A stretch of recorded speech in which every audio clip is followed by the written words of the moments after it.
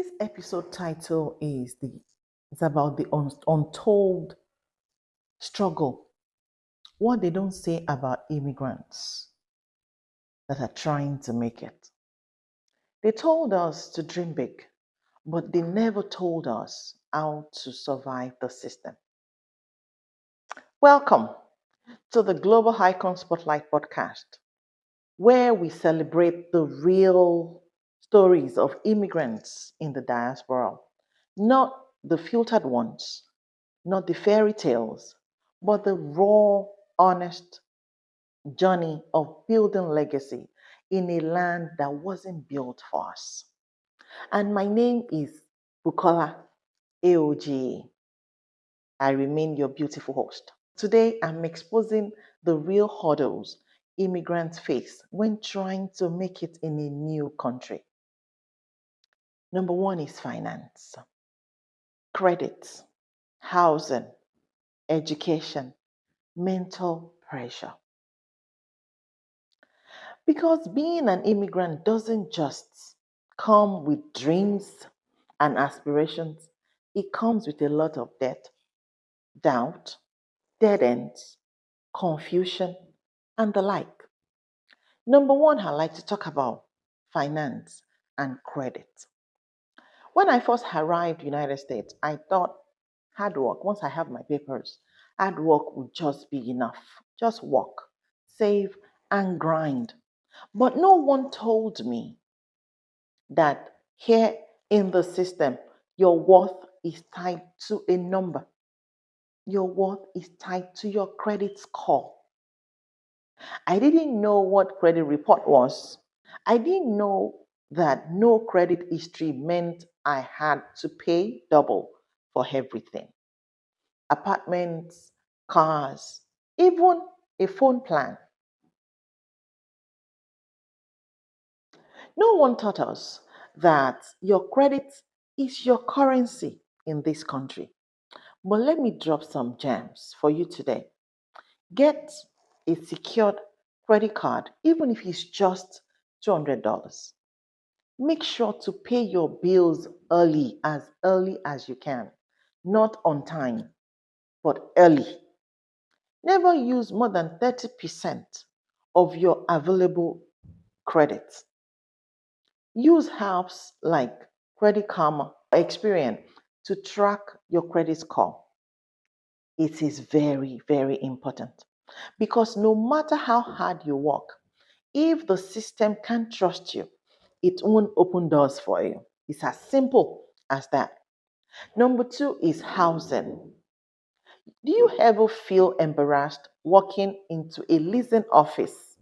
You have your deposit, you've got your ID, you're working 2 or 3 jobs, but the landlord looks at your accent, your credit score, and suddenly they be like, we'll get back to you. Let's be real. Renting is not easy.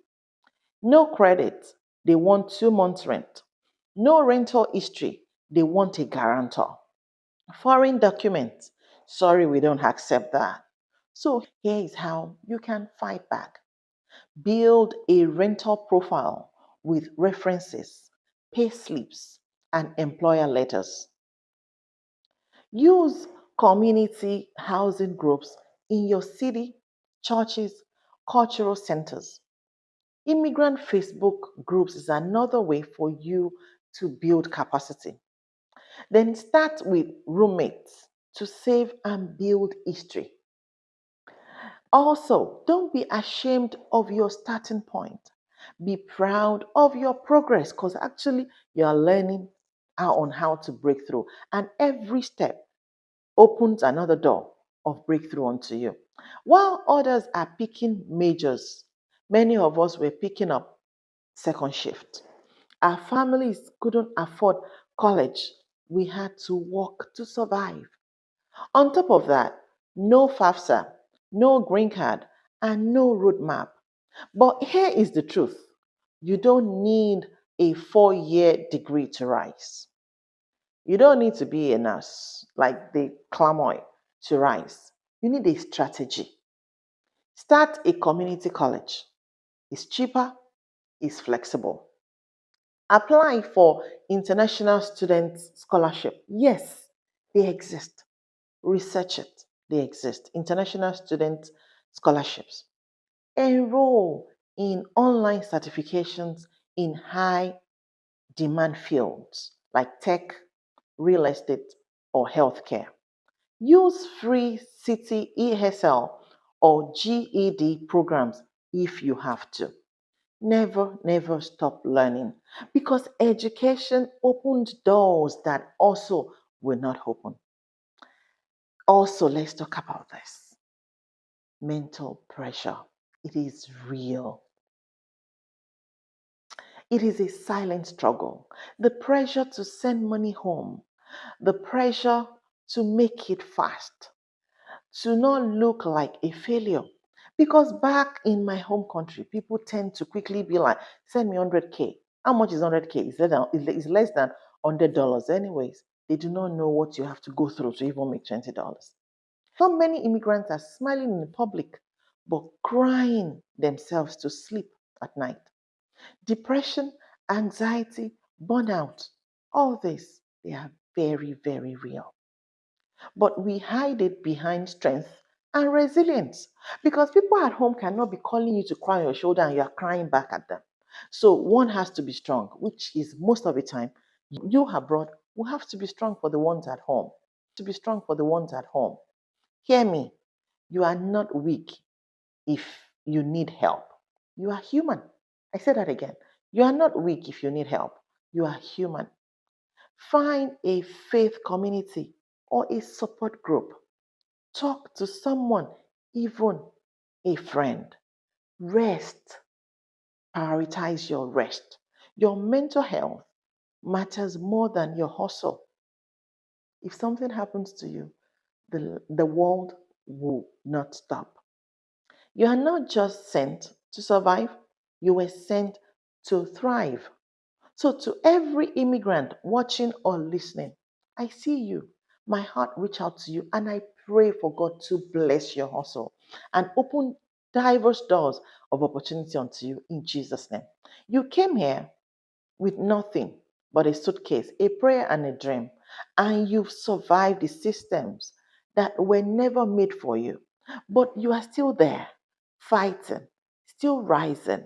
You are not behind, you are building just differently.